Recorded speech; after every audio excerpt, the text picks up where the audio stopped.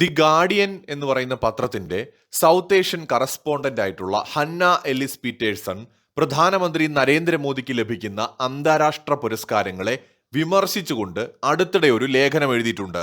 2026 July ആദ്യവാരം പ്രസിദ്ധീകരിച്ച ഏതൊരു അവാർഡും നൽകിക്കോളൂ, അദ്ദേഹം ഓടിയെത്തും, വിദേശ സന്ദർശനങ്ങളിലൂടെ നരേന്ദ്രമോദി ബഹുമതികൾ കൂട്ടുന്നു എന്ന തലക്കെട്ടിലുള്ള ലേഖനത്തിൽ അദ്ദേഹത്തിന് ലഭിച്ച പുതിയ പുരസ്കാരങ്ങളെയും അവയ്ക്ക് പിന്നിലെ രാഷ്ട്രീയത്തെയുമൊക്കെ ഭയങ്കരമായിട്ട് വിമർശിച്ചുകൊണ്ടാണ് മേൽപ്പറഞ്ഞ മദാമ്മ വന്നിട്ടുള്ളത്. പച്ച മലയാളത്തിൽ ഇതിനെ അസൂയ എന്നല്ലാതെ മറ്റൊന്നും വിശേഷിപ്പിക്കാനില്ല. ഈ ഒരു ലേഖനത്തിലെ കാര്യങ്ങളിലേക്ക് വരുന്നതിന് മുമ്പ് ഇന്ത്യൻ പ്രധാനമന്ത്രി നരേന്ദ്രമോദി ഈ അംഗീകാരങ്ങളും അവാർഡുകളും വാങ്ങിക്കൂട്ടിയത് പെട്ടെന്നൊരു ദിവസം കൊണ്ടായിരുന്നില്ല.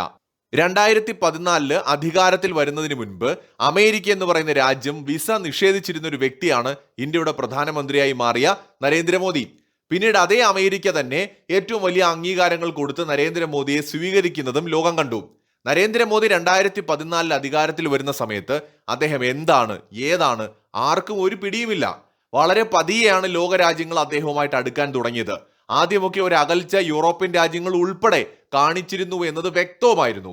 പക്ഷേ തന്റെ പ്രവൃത്തികളിലൂടെ ലോകത്തെ ഒരു മികച്ച ഭരണാധികാരിയാണ് താൻ എന്ന് കാണിച്ചു കൊടുക്കാൻ നരേന്ദ്രമോദിക്ക് കഴിഞ്ഞു. ഇന്നിപ്പോ അദ്ദേഹം ഓരോ രാജ്യത്ത് പോകുമ്പോഴും ആ രാജ്യത്തെ ഭരണാധികാരികൾ നേരിട്ട് വിമാനത്താവളത്തിലെത്തി അദ്ദേഹത്തെ സ്വീകരിക്കുന്നു. ആ രാജ്യത്തിന്റെ പരമോന്നത സിവിലിയൻ ബഹുമതി നരേന്ദ്രമോദി എന്ന് പറയുന്ന നമ്മുടെ പ്രധാനമന്ത്രിക്ക് കൊടുക്കുന്നു. ഇന്നേ വരെ ഒരു ഇന്ത്യൻ പ്രധാനമന്ത്രിക്കും ഇത്രത്തോളം അംഗീകാരങ്ങൾ ലോകത്ത് കിട്ടിയിട്ടില്ല. ഇത് വെറുതെ മോദിക്ക് കൊടുക്കുന്നതല്ല, ഇത് കൊടുത്ത രാജ്യങ്ങളൊന്നും ചില്ലറ രാജ്യങ്ങളുമല്ല, അംഗീകാരമാണ്. മോദി എന്ന് പറയുന്ന വ്യക്തിക്ക് നൽകുന്ന അന്താരാഷ്ട്ര അംഗീകാരമാണ്. സൗദി അറേബ്യ 2016 ഏപ്രിലിൽ order of king Abdul Aziz എന്ന് പറയുന്ന അംഗീകാരം അല്ലെങ്കിൽ മെഡൽ നരേന്ദ്രമോദിക്ക് സമ്മാനിച്ചത് നരേന്ദ്രമോദി ആവശ്യപ്പെട്ടിട്ടാണോ? മോദിയുടെ ഇമേജ് ആ സമയത്ത് എന്താണ്? മുസ്ലിം വിരുദ്ധൻ എന്ന് പറയുന്ന ഒരു ഇമേജ് ഇന്ത്യക്കകത്തും പുറത്തും പല ആളുകളും ഉണ്ടാക്കി നിർത്തുന്ന ഒരു സമയത്താണ് സൗദിയിലേക്ക് മോദി പോകുമ്പോൾ രാജാവ് order of king Abdul Aziz എന്ന് പറയുന്ന ആ ഒരു അംഗീകാരം അദ്ദേഹത്തിന് കൊടുക്കുന്നത്. അത് കഴിഞ്ഞ് 2016 അടുത്തൊരു ഇസ്ലാമിക രാജ്യമായിട്ടുള്ള അഫ്ഗാനിസ്ഥാനാണ് മോദിക്ക് അങ്ങനെ ഒരു അംഗീകാരം കൊടുക്കുന്നത്. അതായത് സ്റ്റേറ്റ് ഓർഡർ ഓഫ് ഖാസി അമീർ അമനുള്ള ഖാൻ എന്ന് പറയുന്ന അംഗീകാരം. ഇന്ത്യയിലെ എത്ര പ്രധാനമന്ത്രിമാർക്ക് കിട്ടിയിട്ടുണ്ട് അഫ്ഗാനിസ്ഥാനിൽ നിന്ന്? ഇനി അടുത്തത് പലസ്തീൻ. നരേന്ദ്രമോദി ഇസ്രായേൽ അനുകൂലികളാണെന്ന് പറയുന്നവർ കേൾക്കണം. 2018 grand collar of the state of Palestine കൊടുത്തത് പലസ്തീൻ ഭരണകൂടമാണ് നരേന്ദ്രമോദിക്ക്. മോദി ആവശ്യപ്പെട്ടിട്ടാണോ? ഈ പറഞ്ഞ 3 രാജ്യങ്ങൾ ഇസ്ലാമിക രാജ്യങ്ങൾ. 4ാമത്തെ രാജ്യം മാൽഡീവ്സ് ആണ്. 2019 അവർ ഏറ്റവും വലിയ അംഗീകാരം മോദിക്ക് കൊടുക്കുന്നത്. അടുത്ത രാജ്യവും ഒരു ഇസ്ലാമിക രാജ്യമാണ് UAE. 2019 അവരും അവരുടെ ഏറ്റവും ഉയർന്ന സിവിലിയൻ ബഹുമതി കൊടുക്കുന്നത്. അടുത്തതും ഒരു ഇസ്ലാമിക രാജ്യമാണ് ബഹ്റൈൻ. 2019 ഓഗസ്റ്റിലാണ് ബഹ്റൈനും ഏറ്റവും ഉയർന്ന സിവിലിയൻ ബഹുമതി മോദിക്ക് കൊടുക്കുന്നത്.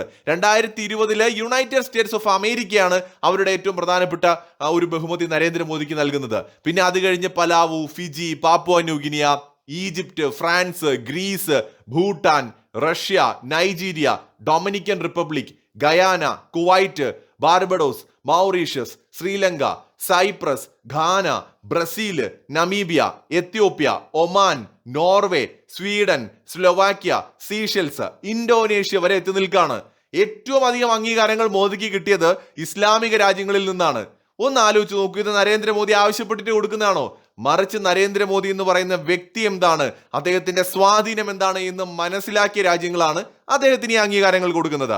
നമ്മുടെ നാട്ടില് മലയാളികളടക്കം പ്രധാനമന്ത്രിയെ പരിഹസിക്കുകയാണ്. അദ്ദേഹത്തിന് ഈ അംഗീകാരങ്ങൾ കിട്ടുമ്പോൾ അഭിനന്ദിക്കേണ്ടതിന് പകരം പരിഹസിക്കുകയാണ്. ലോകത്ത് എത്ര ഭരണാധികാരികൾക്കാണ് ഇങ്ങനെ അംഗീകാരങ്ങൾ കിട്ടിയിട്ടുള്ളത്? ഒരു ഇന്ത്യൻ ഭരണാധികാരിക്ക് ലഭിച്ചിട്ടുള്ള ഏറ്റവും ഉയർന്ന അംഗീകാരങ്ങളാണ് നരേന്ദ്രമോദിക്ക് കിട്ടിയിട്ടുള്ളത്. അദ്ദേഹത്തിന് മുൻപ് നെഹ്റുവും ഇന്ദിരയും ഒക്കെ ഇന്ത്യ ഭരിച്ചിട്ടുണ്ട്. 1ഓ 2ഓ മെഡലുകളാണ് അവർക്ക് അന്താരാഷ്ട്ര തലത്തിൽ കിട്ടിയിട്ടുള്ളത്. നമ്മുടെ പ്രധാനമന്ത്രി നരേന്ദ്രമോദിക്ക് 35 സ്റ്റേറ്റ് ഓണേഴ്സ് ആണ് കിട്ടിയിട്ടുള്ളത്. ക്യൂൻ എലിസബത്ത് കഴിഞ്ഞാൽ ലോകത്ത് ഏറ്റവും കൂടുതൽ ഇന്റർനാഷണൽ ഓണേഴ്സ് കിട്ടിയിട്ടുള്ളത് ഇന്ത്യൻ പ്രധാനമന്ത്രിക്കാണ്. ഒന്ന് ആലോചിച്ച് നോക്കൂ, ക്യൂൻ എലിസബത്ത് എന്ന് പറയുന്നത് ഏതാണ്ട് 10-70 വർഷം ബ്രിട്ടന്റെ രാജ്ഞിയായിട്ടിരുന്ന ആളാണ്. നരേന്ദ്രമോദി 15 വർഷം പോലും പൂർത്തിയായിട്ടില്ല ഇതുവരെ. അദ്ദേഹം 3ാമത്തെ ടേമിലാണ്. ഈ ചുരുങ്ങിയ സമയത്തിനുള്ളിൽ ലോകത്ത് ഒരു ഭരണാധികാരിക്കും കിട്ടാത്തത്ര അംഗീകാരങ്ങളാണ് മോദിക്ക് കിട്ടിയിരിക്കുന്നത്. സാധാരണ രീതിയിൽ ക്യൂൻ എലിസബത്ത് ഏത് രാജ്യത്ത് പോയാലും ആ രാജ്യത്തെ ഏറ്റവും ഉയർന്ന ബഹുമതി കൊടുത്താണ് എലിസബത്തിനെ സ്വീകരിക്കാറ്. ഏതാണ്ട് എലിസബത്തിന് ശേഷം നരേന്ദ്രമോദി ആ ഒരു പദവിയിലേക്ക് എത്തുകയാണ് ഏറ്റവും കൂടുതൽ. അതായത് ഏത് രാജ്യത്ത് പോയാലും ആ രാജ്യം ഏറ്റവും ഉയർന്ന ബഹുമതി കൊടുത്ത് സ്വീകരിക്കുന്നു എന്നൊരു സ്ഥിതിയിലേക്ക് ക്വീൻ എലിസബത്തിന് ശേഷം ഇന്ത്യൻ പ്രധാനമന്ത്രി മാറുകയാണ്. ഇവിടെ നമ്മൾ മനസ്സിലാക്കേണ്ട മറ്റൊരു കാര്യമുണ്ട്. ഗാർഡിയനിലെ മാധ്യമ പ്രവർത്തകയായിട്ടുള്ള മദാമ സീഷെൽസിലെ ചില കാര്യങ്ങൾ പറഞ്ഞുകൊണ്ടാണ് മോദിയെ വിമർശിച്ചത്.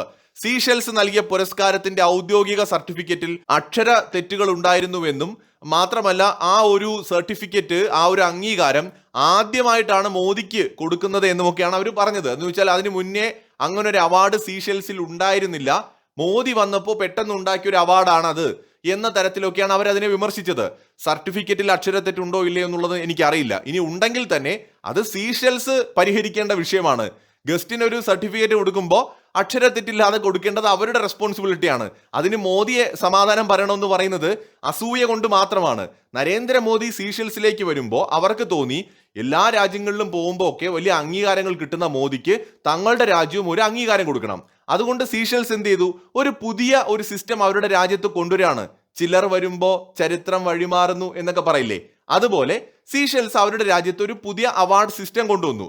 അതുവരെ ഇല്ലാത്തൊരു സംവിധാനം. അതായത് അവരുടെ രാജ്യത്തേക്ക് വരുന്ന വിശിഷ്ടരായ വ്യക്തികൾക്ക് കൊടുക്കാൻ വേണ്ടിയിട്ട് അവർ കൊണ്ടുവന്നതാണ് guardian of the blue horizon എന്ന് പറയുന്ന ഒരു പുതിയ അവാർഡ്. ആ അവാർഡ് ആദ്യമായി കൊടുക്കുന്നത് ഇന്ത്യയുടെ പ്രധാനമന്ത്രിക്കാണ്. ഇതെന്തോ കുഴപ്പം പിടിച്ച കാര്യമായിട്ടാണ് കുറെ ആളുകൾ പറയുന്നത്. ഇത് മോദിക്ക് വേണ്ടി തട്ടിക്കൂട്ടിയാണെന്നൊക്കെ പറയുന്നവര് ചരിത്രത്തെക്കുറിച്ച് യാതൊരു പരിജ്ഞാനവും ഇല്ലാത്തവരാണ്. വിൻസ്റ്റൺ ചർച്ചിൽ എന്ന് പറയുന്ന UK പ്രധാനമന്ത്രി അല്ലെങ്കിൽ ബ്രിട്ടീഷ് പ്രധാനമന്ത്രിക്ക് വേണ്ടിയിട്ട് honorary citizen of the United States എന്ന് പറഞ്ഞ് 1963 അമേരിക്ക ഒരു പുതിയ സിസ്റ്റം കൊണ്ടുവന്നു. അതായത് ഒരു മെഡൽ അല്ല, പകരം US കോൺഗ്രസ് വിദേശികൾക്കായിട്ട് ഒരു പുതിയ പദവി രൂപീകരിക്കുകയാണ്. അത് ആദ്യമായിട്ട് കൊടുത്തത് ബ്രിട്ടീഷ് പ്രധാനമന്ത്രി വിൻസ്റ്റൺ ചർച്ചിലിനാണ്. വേണമെങ്കിൽ ഇന്ന് പറഞ്ഞൂടെ അത് ചർച്ചിൽ പൈസ കൊടുത്ത് വാങ്ങിച്ചതാണ്, അല്ലെങ്കിൽ ചർച്ചിൽ സ്വാധീനം ഉണ്ടാക്കി നേടിയെടുത്താണെന്നൊക്കെ. അങ്ങനെയല്ല, ആ വ്യക്തിക്ക് അത്രയും പ്രാധാന്യമുണ്ടെന്ന് അമേരിക്ക മനസ്സിലാക്കിയത് കൊണ്ടാണ് honorary citizen of the United States എന്ന് പറയുന്ന ഒരു പുതിയ സിസ്റ്റം കൊണ്ടുവന്നിട്ട് ആ ഒരു അംഗീകാരം അദ്ദേഹത്തിന് കൊടുക്കുന്നത്. ഇനി നെൽസൺ മണ്ടേലയുടെ കാര്യം എടുക്കാം. ലോകപ്രസിദ്ധനായ മനുഷ്യനായിരുന്നു. ഓർഡർ ഓഫ് പാകിസ്ഥാൻ എന്ന് പറഞ്ഞിട്ട് അദ്ദേഹത്തിന് ഒരു അവാർഡ് പാകിസ്ഥാൻ നൽകുകയുണ്ടായി.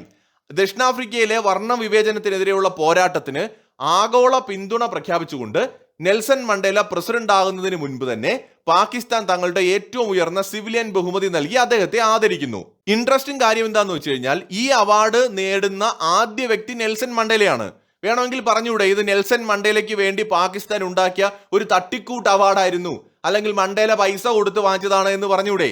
അപ്പോൾ യാഥാർത്ഥ്യം എന്താണെന്ന് വെച്ചാൽ ചില വ്യക്തികൾക്ക് വേണ്ടിയിട്ട് പല കാലത്തും ഭരണാധികാരികൾ, ഭരണകൂടങ്ങൾ പുതിയ ചില ചരിത്രങ്ങൾക്ക് തുടക്കമിടും, പുതിയ ചില തീരുമാനങ്ങൾ എടുക്കും. സീഷെൽസിൽ മോദി വന്നപ്പോൾ സംഭവിച്ചത് അതാണ്. നമ്മുടെ C Rajagopalachari, doctor S Radhakrishnan, doctor CV Raman India republic ആയതിനു ശേഷം സ്വന്തമായിട്ട് ദേശീയ പുരസ്കാരങ്ങൾ ഏർപ്പെടുത്തിയപ്പോൾ രാജ്യത്തെ ഏറ്റവും ഉയർന്ന സിവിലിയൻ ബഹുമതിയായ ഭാരതരത്നം ആദ്യമായി ലഭിച്ചത് ഈ 3 പ്രമുഖ വ്യക്തിത്വങ്ങൾക്കായിരുന്നു. ഇവരിൽ സ്വാതന്ത്ര്യ സമര സേനാനിയും അവസാനത്തെ ഗവർണർ ജനറലുമായിരുന്ന C രാജഗോപാലാചാരിയാണ് ഈ ബഹുമതി നേടിയ ആദ്യ രാഷ്ട്രീയ നേതാവ്.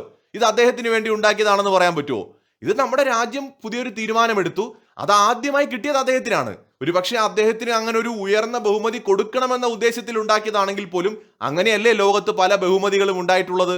എലിസബത്ത് രാജ്ഞിക്ക് വേണ്ടിയിട്ട് ഓർഡർ ഓഫ് കാനഡ 1967 ഉണ്ടാക്കിയതാണ്. എലിസബത്ത് രാജ്ഞി പൈസ കൊടുത്ത് ചെയ്യിപ്പിച്ചതാണോ? അപ്പൊ ഇതൊക്കെ വിവരമില്ലായ്മയും അസൂയയും കൊണ്ട് പറയുന്നതാണ്. ഇന്ത്യയുടെ പ്രധാനമന്ത്രി ലോകം മുഴുവൻ അംഗീകരിക്കുന്ന ഒരു വ്യക്തിയായി മാറുന്നു. അദ്ദേഹം സീഷെൽസിലും ഇതാ ഇപ്പോൾ ഇന്തോനേഷ്യയിലും ഒക്കെ പോയപ്പോൾ ഏറ്റവും ഉയർന്ന ബഹുമതി അദ്ദേഹത്തിന് കൊടുത്തുകൊണ്ട് ലോക രാജ്യങ്ങൾ അദ്ദേഹത്തെ സ്വീകരിക്കുന്നു.